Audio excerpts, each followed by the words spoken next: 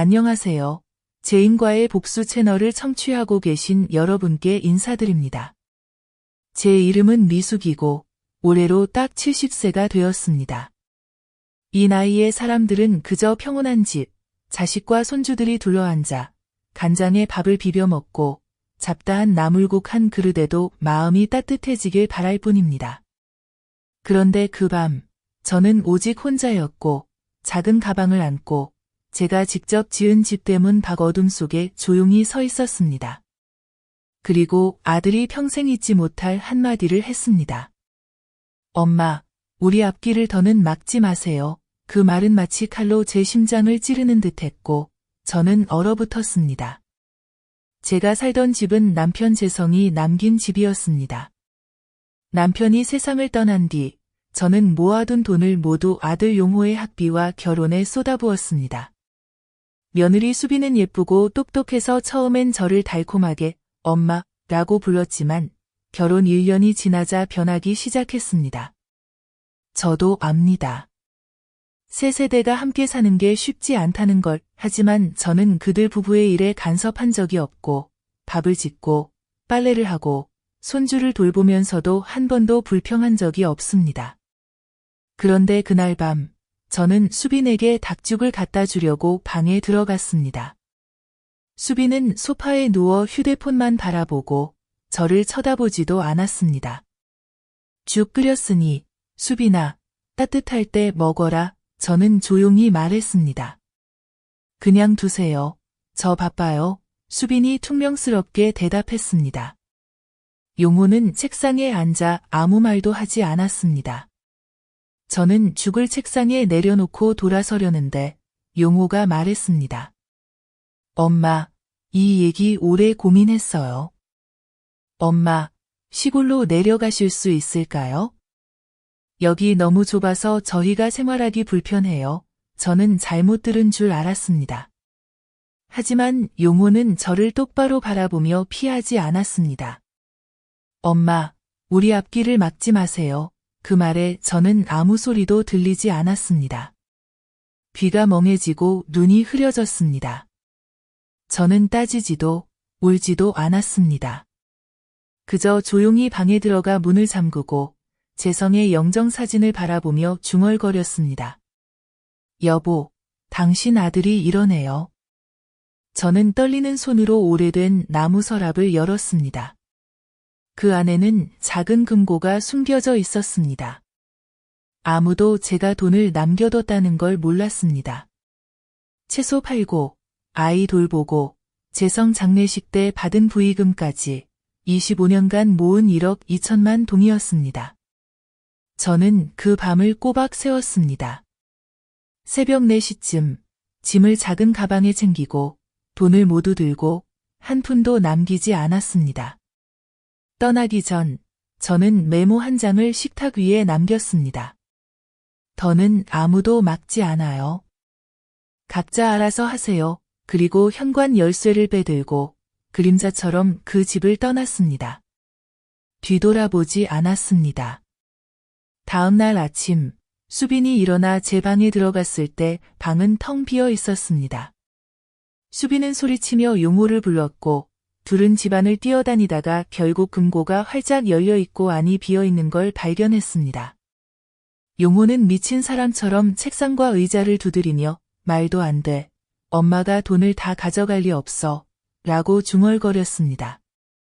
수빈은 휴대폰을 꺼내 부재중 전화를 걸어댔지만 신호가 닿지 않았습니다. 수빈은 고래고래 소리쳤습니다. 거봐요. 내가 뭘 했어요? 저 할머니 붙잡아두면 화만 부른다고 했잖아요. 이제 깨끗하게 끝났네요. 용호는 바닥에 주저앉아 머리를 감싸쥐고 멍하니 있었습니다. 평생 그는 어머니가 이렇게 떠날 거라곤 생각도 못했습니다. 자신을 핏덩이에서 대학까지 키워준 어머니가 아무것도 남기지 않고 이렇게 떠날 줄은 상상도 못했습니다. 남은 건 텅 빈 집, 빈 금고, 그리고 텅 빈 마음뿐이었습니다. 한편 저는 남쪽으로 향하는 버스에 앉아 있었습니다. 차가운 바람이 창문을 타고 들어왔고 가방 안에는 1억 2천만 동, 마음속엔 헤아릴 수 없는 상처뿐이었습니다. 하지만 저는 맹세했습니다. 오늘 밤이 모든 것의 시작이 될 거라고. 오늘 밤, 저는 다시 살아날 겁니다. 제가 남긴 쪽지는 그 집을 다음날 아수라장으로 만들었습니다. 제 예상대로 금고가 빈 걸 본 용호는 미쳐버릴 것이고 수빈은 평소처럼 소리 지를 겁니다. 하지만 그들은 70세 노모가 정말 떠날 거라곤, 게다가 돈까지 싹 챙길 거라곤 상상도 못했을 겁니다. 저는 짐도 많이 챙기지 않았습니다. 오래된 옷 몇 벌이 든 작은 가방, 위치 추적도 안 되는 구형 폴더폰, 그리고 25년간 모은 돈 내역을 꼼꼼히 적은 작은 수첩 하나뿐이었습니다. 저는 버스에 앉아 창밖을 바라봤습니다. 아침 햇살이 아직 뜨겁지 않았지만 제 마음은 불타는 듯 뜨거웠습니다. 홀가분하지 않았습니다. 허전했지만 후회는 없었습니다. 해안가 작은 마을에 도착해 버스에서 내렸고 임시로 작은 방을 빌렸습니다. 허름하지만 깨끗한 단층집이었고 주인은 저와 비슷한 또래의 순옥 할머니로 혼자 사셨습니다. 저는 자신을 자식 없는 과부라고 거짓말하며 이곳에서 여생을 보내려 한다고 했습니다. 순옥 할머니는 바로 믿어주셨습니다. 나이 든 사람끼리는 의심하지 않습니다. 첫날, 저는 지갑에서 1천만 동을 꺼내 주인에게 3개월치 선불로 드렸습니다. 나머지 돈은 세 부분으로 나눴습니다. 한 부분은 가명으로 은행에 예치했고, 한 부분은 따로 보관했으며, 또 한 부분은 다른 용도로 쓸 계획이었습니다. 제가 연한 차를 홀짝이는 동안 집에서는 수빈이 금고가 빈 것보다 더 미쳐버릴 사실을 발견했습니다. 용호와 수빈이 쓰던 모든 은행 계좌가 제 이름으로 되어 있었는데 전날 오후에 이미 전액을 인출해 두었습니다. 집 등기 역시 제 이름이었고 이제 수빈은 그 집 재산에 대해 아무 권리도 주장할 수 없게 되었습니다. 예전에 그들이 여러 서류에 제 서명을 강요했지만 저는 바보가 아니었습니다. 복사본에만 서명했지 공증본에는 한 번도 서명하지 않았습니다. 그들이 집을 몰래 팔려고 하는 걸 눈치챘을 때 저는 등기를 몰래 다른 곳에 보관했습니다. 그날 오후 수빈은 온 동네에 전화를 돌렸습니다. 시골에도 연락했고 이웃들에게도 할머니들에게도 물었지만 모두 저 미숙이 어디로 갔는지 모른다고 했습니다. 그날 밤 용호는 마당에 혼자 앉아 있었습니다. 축 늘어진 채 아무것도 먹지 않고 자지도 않고 그냥 조용히 있었다고 지인들이 전해줬습니다. 저는 그가 거기 앉아 있는 모습을 상상할 수 있었습니다. 텅 빈 것을 바라보며 더 이상 돈도 엄마도 평온도 남아있지 않았다. 수빈은 달랐다. 이틀간의 혼란 후 그녀는 내 뒤에 누군가가 있다고 의심하기 시작했다. 그녀는 사람을 고용해 나를 찾으려 했고 경찰서에 찾아가 내가 실종됐다고 신고했다. 그러나 단 일주일 후 이름 없는 편지 한 통이 집 주소로 도착했다. 그 안에는 떨리는 글씨로 내가 일부러 흉내내 쓴 작은 종이 한 장만 있었다. 나는 죽지 않았다. 나는 다시 살아간다. 찾지 마라. 서명은 불분명했고 아무 흔적도 없었다. 짧은 한 줄이었지만 수빈을 멍하게 만들었고 용호는 현관에 주저앉아 얼굴을 감싸 쥐었다. 나는 알고 있었다. 내가 아는 사람에게 멀리서 사진을 찍어달라고 부탁했기 때문이다. 나는 스스로를 괴롭히지 않았다. 나는 그들이 내가 더 이상 예전처럼 약한 엄마가 아니라는 것을 알리기만을 원했다. 그 후 몇 주가 지나 나는 더 멀리 떨어진 다른 하숙집으로 이사했다. 이번에는 바닷가에 붙어있는 작은 집을 통째로 빌렸다.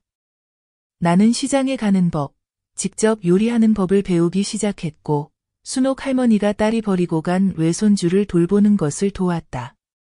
처음엔 서툴렀지만 점점 익숙해졌다. 간단한 식사, 계란 부침, 야채국, 흰쌀밥 한 그릇이 내게 인생이 다시 시작될 수 있다는 희망을 주었다. 매일 아침 일찍 일어나 바닷가를 산책했다. 아무도 내가 누군지 몰랐다. 아무도 나를 미숙이라는 억울했던 이름으로 부르지 않았다. 나는 새로운 이름, 바바를 썼다. 바바는 아이를 돌보는 할머니였다. 그리고 이곳에서 진짜 계획을 세우기 시작했다. 나는 그들이 죽기를 원하지 않았다.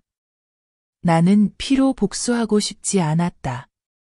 나는 그저 그들이 배신당하고 짐 취급받고 버려지는 기분을 느끼길 바랐다. 나는 그들이 바닥을 치고 스스로 올라오길 바랐다. 내가 하고 있는 것처럼. 나는 정의를 원했다. 매일 밤 나는 노트에 썼다. 오늘 나는 어제보다 더 잘 살았다. 그리고 그 문장을 긋고 나면 나는 아직 끝나지 않았음을 알았다. 이제 막 시작일 뿐이었다. 나는 이미 준비가 다 되었다고 생각했다. 내가 사라지면 그들이 고통받고 버려졌던 사람의 심정을 알게 될 거라 믿었다. 그러나 예상치 못하게 단 한 달 만에 나를 얼어붙게 하는 전화가 걸려왔다. 그날 오후 나는 순옥 할머니의 손자 훈이를 재우고 있었다. 전화기가 진동했다. 낯선 번호였다. 전화를 받자 내가 말을 꺼내기도 전에 아이의 약한 목소리가 들렸다. 미숙 할머니, 할머니 맞아요. 나는 얼어붙었다. 그 목소리는 지환이었다. 내 친손자였다. 누구니? 잘못 걸었구나. 할머니, 나야, 지환이야. 옆집에 사는 석진 아저씨 전화 빌렸어. 할머니 목소리 기억나. 할머니, 나는 목이 메었다. 목이 굳어 아무 말도 못했다. 손이 떨려 전화기를 떨어뜨릴 뻔했다. 할머니, 아직 살아 계세요? 어디 계세요? 엄마는 떠났고 아빠는 술 마시고 마당에서 자요. 우리 집은 전기도 끊겼어요. 너무 무서워요. 나는 고개를 돌려 숨소리를 감췄다. 이를 악물고 목소리를 가다듬었다. 울지 마. 할머니는 안 죽었어. 하지만 비밀을 지켜야 해. 아무한테도 전화한 거 말하지 마. 알겠지? 네, 약속할게요. 하지만 할머니, 다시는 나 버리고 가지 마세요. 나는 대답할 수 없었다. 그저 할머니가 돌아올 거야. 하지만 아직은 아니야. 라고만 말했다. 나는 전화를 끊고 온몸이 무너져 내렸다. 책상에 손을 짚고도 일어설 수 없었다. 얼굴이 화끈거렸고 눈물이 주체 없이 흘러내렸다. 아직 10살이었다. 10살짜리가 부모가 인생을 욕심으로 망치는 사이 몰래 할머니에게 전화를 걸 줄 알았다. 그날 밤 나는 잠들지 못했다. 나는 새 노트를 꺼내 또박또박 힘있는 글씨로 전체 계획을 다시 썼다. 2단계 시작. 가면을 벗겨라. 나는 예전 지인이자 남편 친구의 아들 우진에게 의뢰했다. 그는 지금 부동산 회사 경비를 하며 머리가 빠르고 입이 무거웠다. 나는 그에게 용호 부부의 정보를 알아봐 달라고 부탁했다.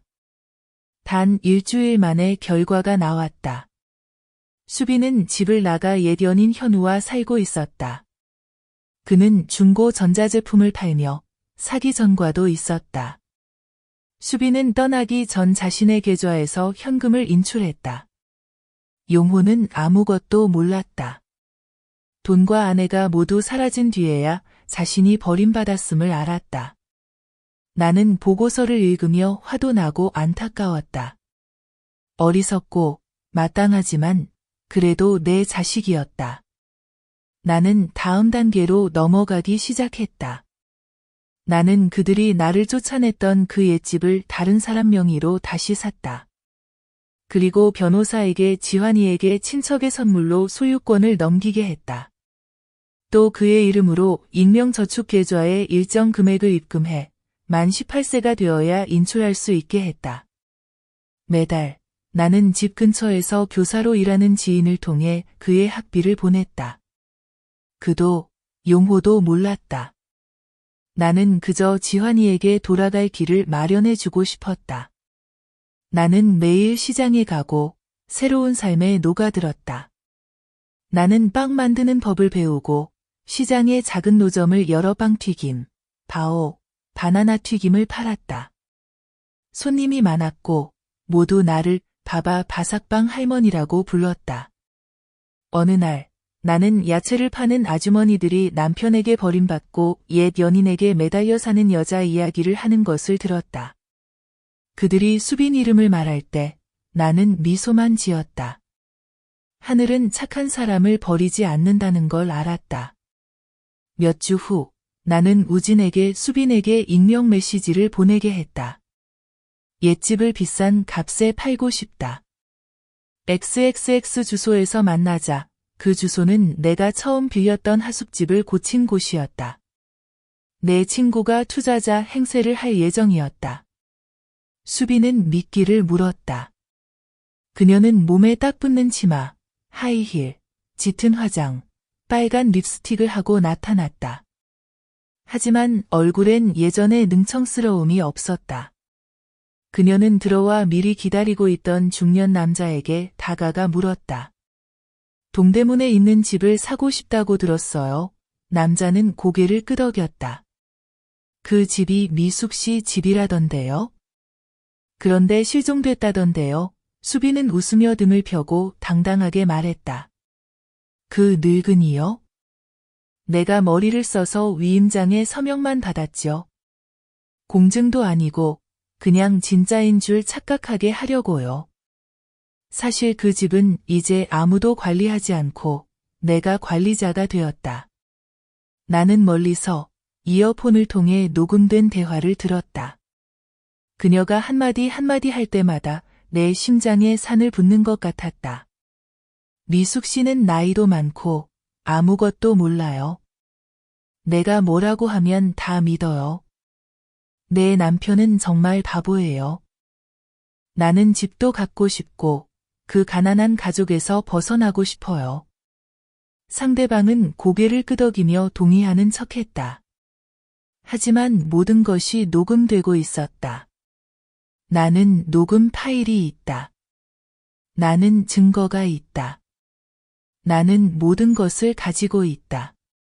수빈이 방에서 나올 때 그녀는 전혀 눈치채지 못했다. 시장 한 구석에 누군가가 서 있다가 얼굴을 재빨리 돌려 그녀가 알아보지 못하게 했다. 그녀가 짐이라고 여겼던 엄마는 그곳에 서 있었다. 손에 가방끈을 꼭 쥐고 눈은 더 이상 붓지 않았다. 그저 차가웠다. 나는 속으로 말했다. 내가 치른 대가는 아직 부족하다. 나는 내 며느리가 독한 말을 하나하나 내뱉는 녹음 파일을 들으며 언젠가 내가 이렇게 작은 방에서 노란 불빛 아래 앉아 있을 거라고는 상상도 못했다. 하지만 내가 가장 아픈 것은 그녀가 나를 속였다는 게 아니라 나를 버려진 물건처럼 여겼다는 것이다. 마치 내가 평생을 살아온 이유가 더 이상 가치가 없을 때 내던져지기 위해서인 것처럼. 그날 밤 나는 책상 옆에 앉아 손을 떨며 한 장 한 장 서류를 내려놓았다. 나는 충분한 증거를 모았다. 등기부등본, 녹음 파일, 인출된 계좌 내역까지. 그러나 나는 소송을 할 생각은 없었다. 나는 누구도 감옥에 넣고 싶지 않았다. 그저 그들이 내 신뢰를 빼앗아간 것처럼 상실의 아픔을 느끼게 해주고 싶었다. 그 밤 나는 개인 변호사 태식 씨에게 전화를 걸었다. 그는 예전에 재성 씨의 토지 서류를 담당했던 사람이고 지금은 큰 로펌에서 일하고 있다. 나는 그에게 옛집의 소유권을 지환이 앞으로 이전해달라고 부탁했다. 법적 보호자의 선물 형식으로 18세가 되어야만 완전한 소유권을 갖는다는 조건을 붙였다. 태식 씨가 물었다. 미숙 씨, 부모가 다시 빼앗으려 하면 어쩌시려고요?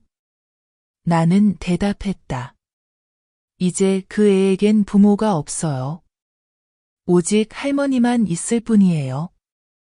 다음 날 아침, 나는 떡을 싸서 시장에 나갔다. 여전히 바삭한 떡을 파는 삼번 아주머니도 있었다. 하지만 내 마음은 이미 다음 단계를 생각하고 있었다. 내 아들을 바다까지 끌어내리는 것. 일주일 뒤, 우진 씨가 전화해왔다. 용호가 회사에서 해고당했어요. 하숙집 동료와 싸웠대요. 나는 놀라지 않았다. 수빈이 떠난 뒤 그는 낡은 인형처럼 인생의 시장을 떠돌았다.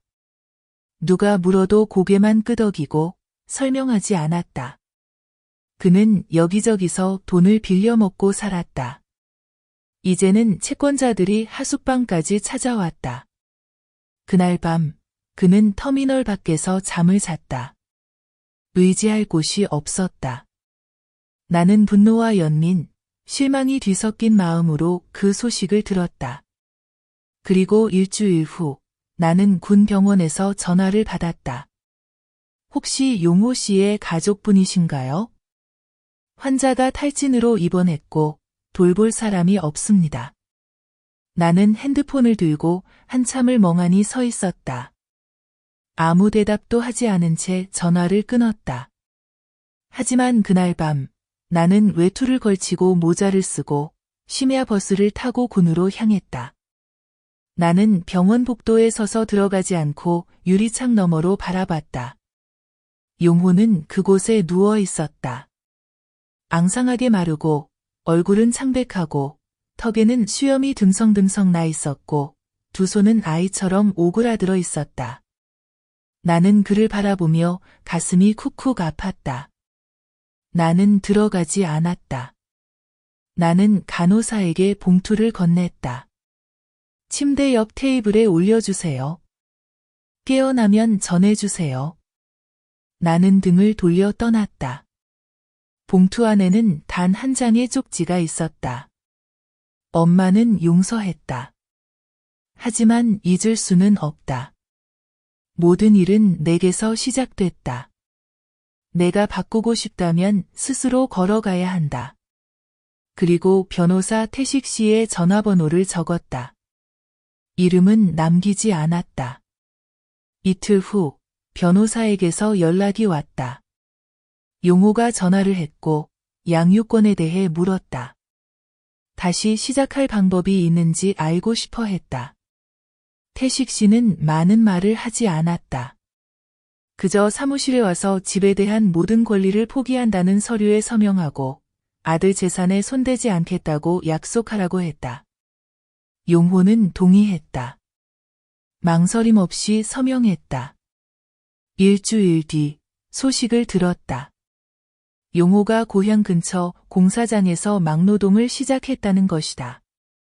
하루 일당은 25만 원이지만 그는 불평하지 않고 투덜거리지도 않았다.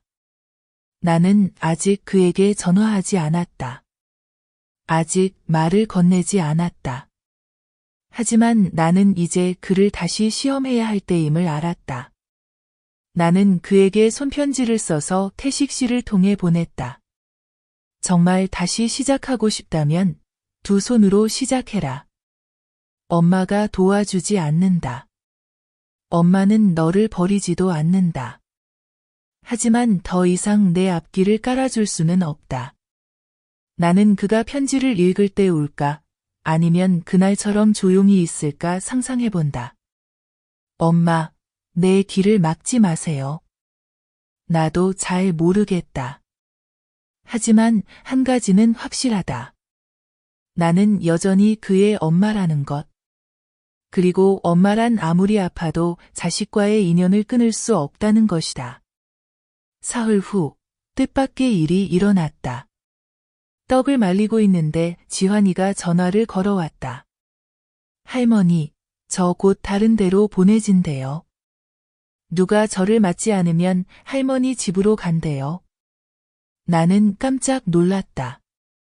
생각할 겨를도 없이 바로 변호사 태식 씨에게 전화를 걸었다. 저를 지환이의 후견인으로 등록해 주세요. 제가 전적으로 지환이를 키울 겁니다.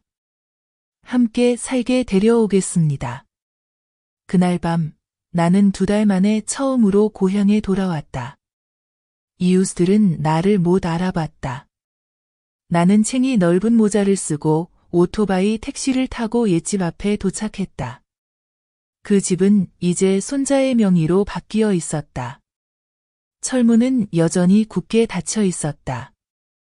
나는 조심스럽게 문을 두드렸다. 아무도 나오지 않았다. 나는 뒤로 돌아 옆집 아주머니를 찾아갔다. 애는 어디 갔어요? 아, 미숙 씨구나? 세상에, 설마. 나는 손을 들어 막았다. 괜찮아요. 지환이만 물으러 왔어요. 지금 민경 씨 집에 잠깐 있어요.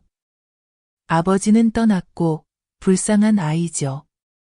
나는 끝까지 듣지 못하고 민경 씨 집으로 달려갔다. 골목에 도착하자마자 아이가 달려나와 나를 꼭 껴안았다.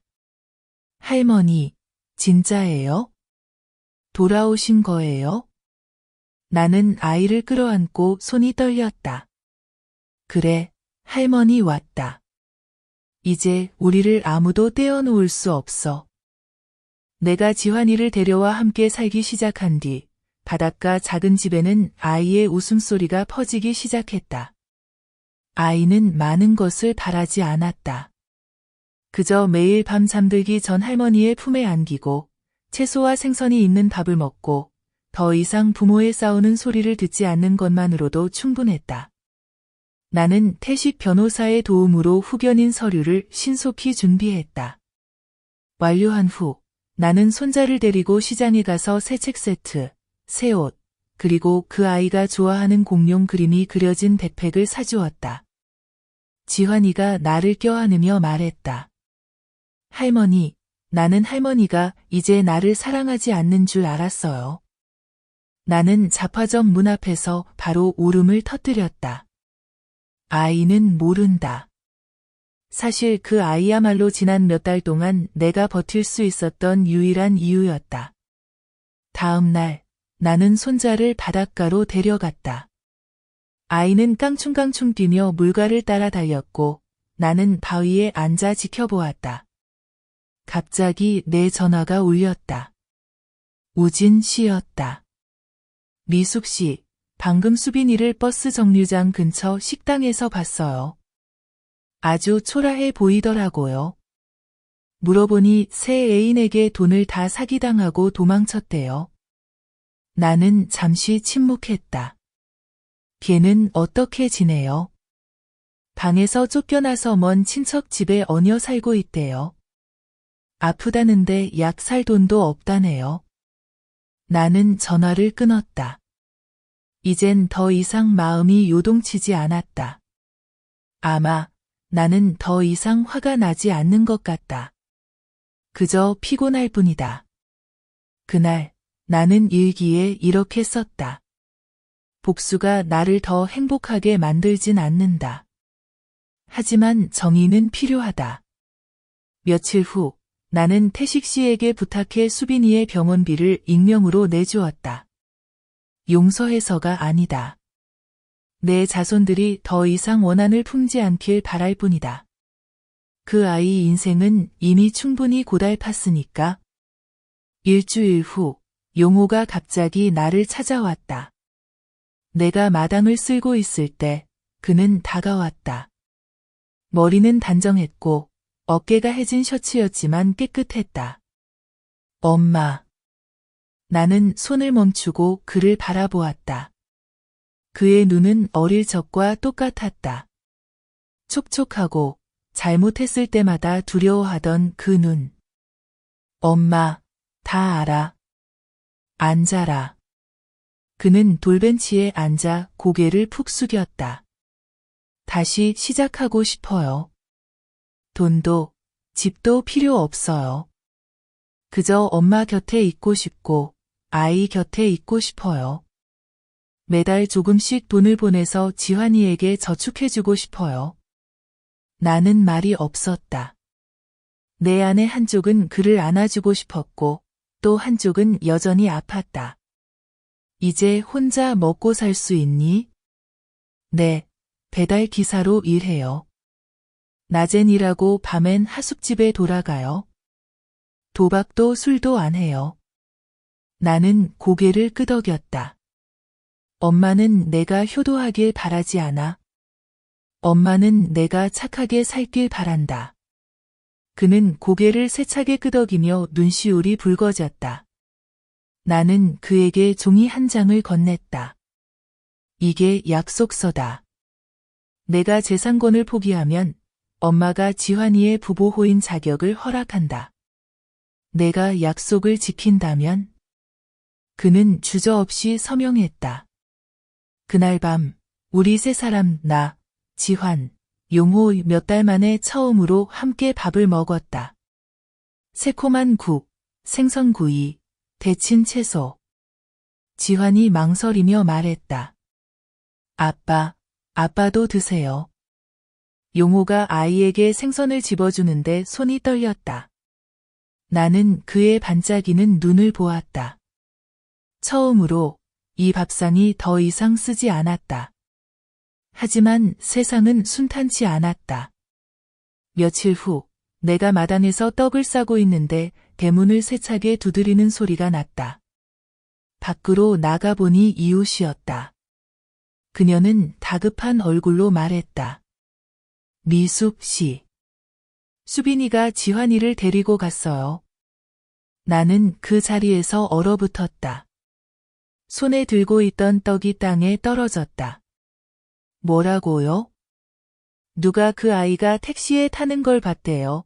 국도 쪽으로 갔대요. 빨리 경찰에 신고하세요.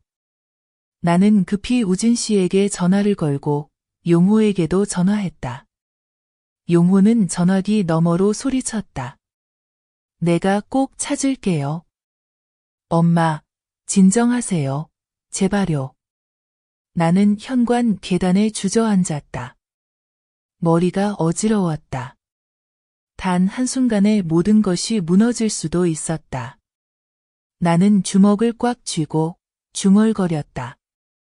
수빈아, 싸우고 싶으면 내가 진짜 정의가 뭔지 보여주마. 그리고 이야기를 계속하기 전에 영상의 좋아요와 구독, 알림 설정을 눌러주시면 감동적이고 깊이 있는 가족 이야기를 제인과의 복수 채널에서 놓치지 않을 수 있습니다. 들어주셔서 감사합니다. 이야기로 돌아가서 나는 그 순간처럼 두려워 본 적이 없다. 집에서 쫓겨난 적도, 재산을 다 잃은 것도, 아들이 등을 돌린 것도 겪었다.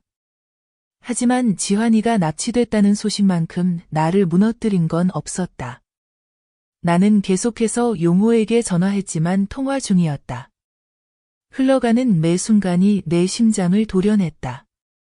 나는 울지 않았다. 지금은 약해질 수 없었다. 나는 조용히 서랍을 열고 후견인 서류, 주민등록증, 수빈과 관련된 증거, 옛날 녹음 파일까지 챙겨서 주머니에 넣었다. 문이 벌컥 열리고 용호가 달려 들어왔다. 얼굴이 창백했고 땀으로 등이 젖었다. 엄마, 수빈이 태운 택시가 남쪽 톨게이트에서 발견됐대요. 아는 사람에게 부탁해서 막으려고 해요. 나도 같이 간다.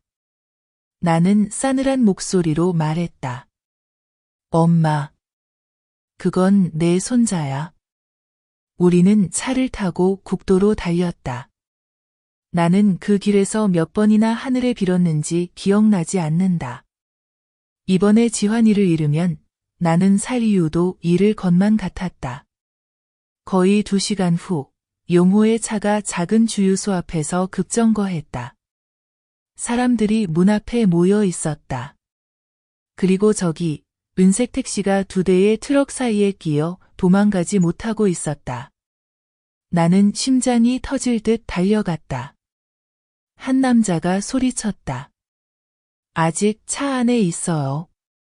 아이가 뒷좌석에 있어요. 문이 열리자 수빈이 뛰어내리며 지환이를 방패에 삼아 안았다. 그녀가 소리쳤다. 아무도 가까이 오지 마. 내가 엄마야. 내가 권리가 있어. 나는 용호 앞에 막아서며 손을 들었다. 수빈아, 아이를 놓아줘. 당신은 권리가 없어. 내가 진짜 엄마야.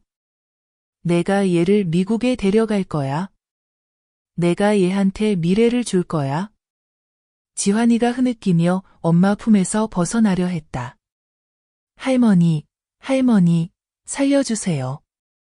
내 심장은 산산조각 났다. 수빈아, 너는 아무런 권리가 없어.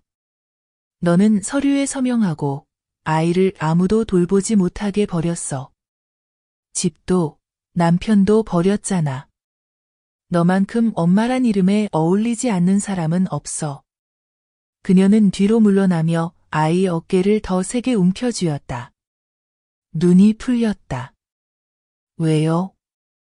난 그저 얘가 행복하게 살길 바랐어요. 나처럼 고생하지 않길 바랐어요. 모르겠니? 얘는 부나 명예가 필요한 게 아니야.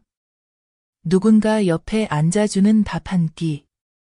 자기 전에 안아주는 품. 평온함이 필요한 거야.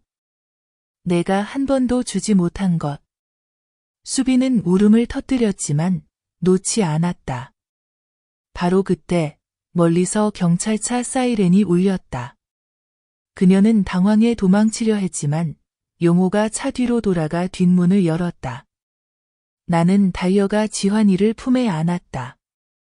사라질까 두려워 꽉 껴안았다.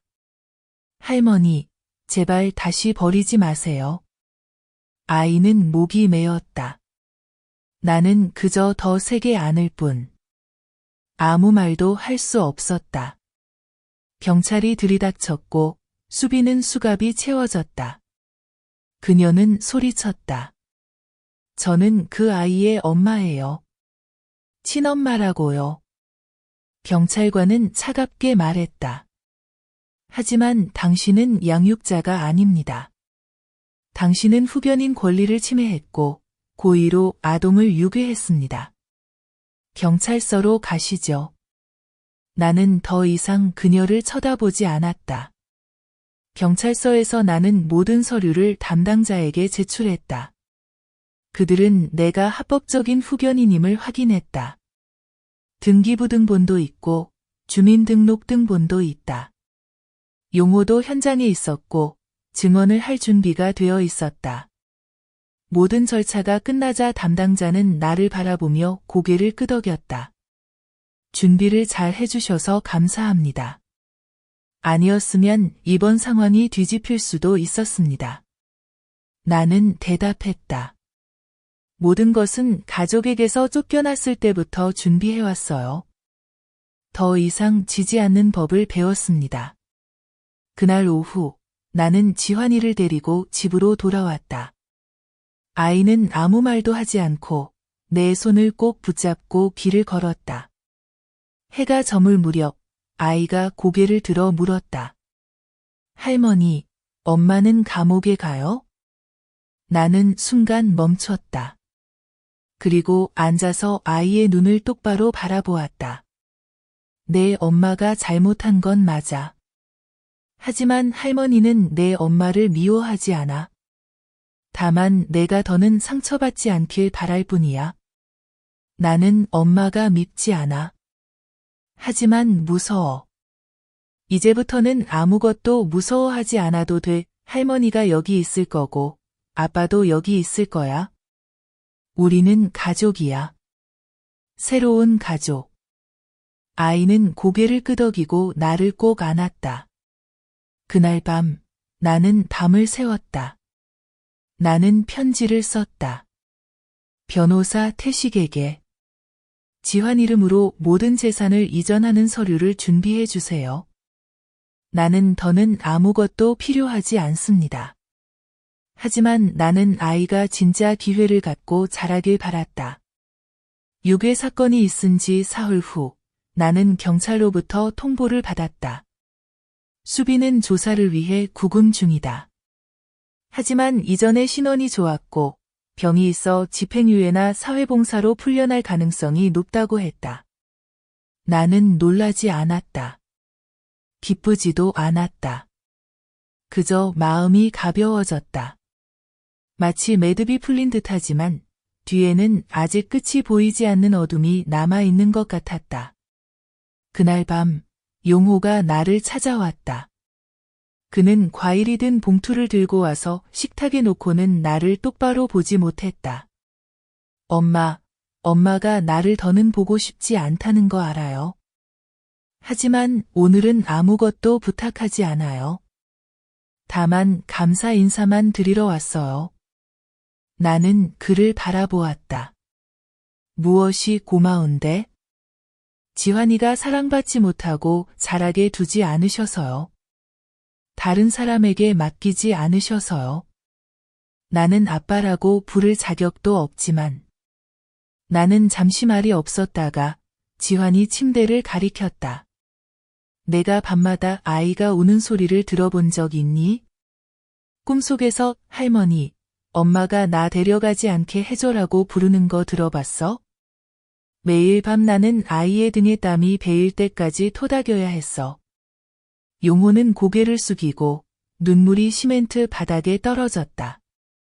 엄마, 제발 다시 처음부터 아이를 돌볼 수 있게 해주세요. 등하교를 함께하고 밥 한 번이라도 해주고 싶어요. 그저 그림자라도 괜찮아요. 나는 바로 대답하지 않았다.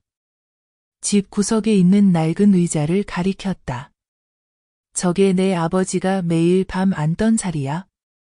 그분은 널 때리지도 욕하지도 않았지. 하지만 끝까지 침묵하셨어. 왜냐면 그분이 한마디 하셨거든. 나는 저놈을 가르칠 수 없다. 용호는 놀란 듯 했다. 나는 말을 이었다.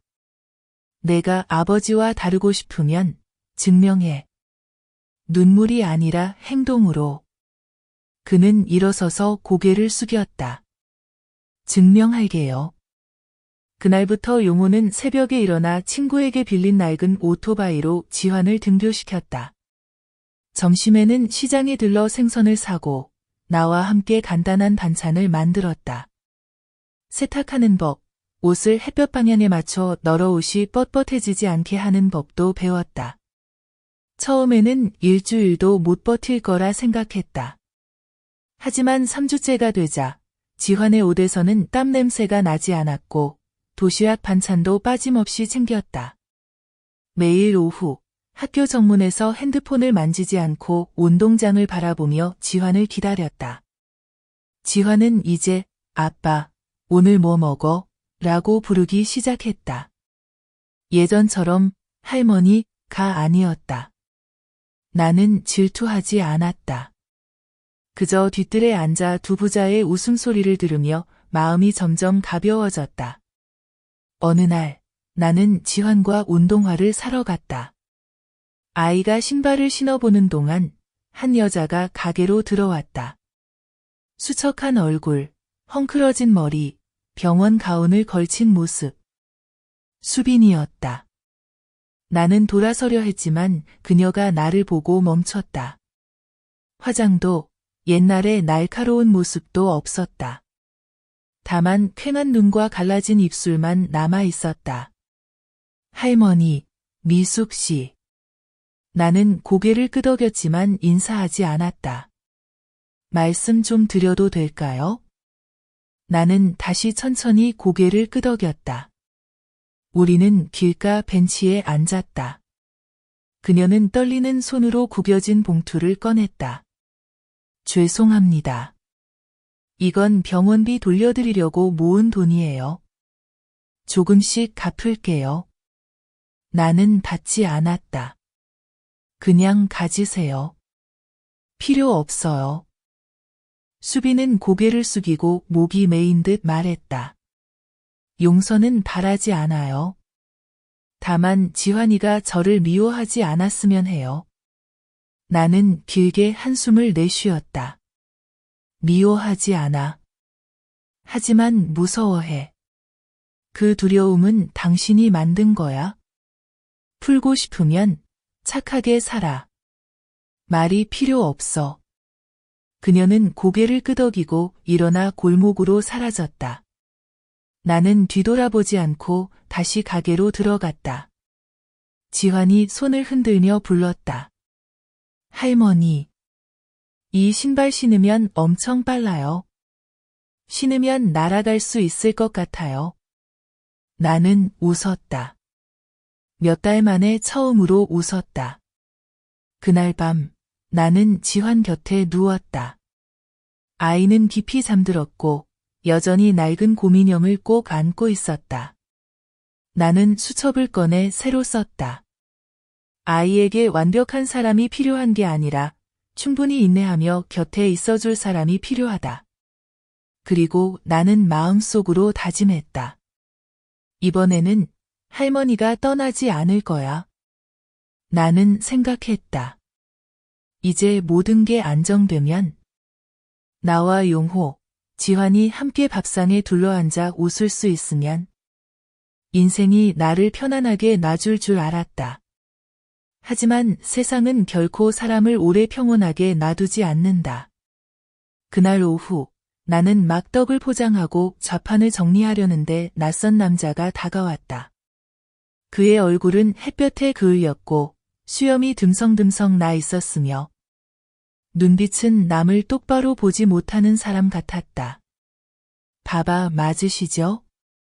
나는 고개를 끄덕였다. 무슨 일이죠?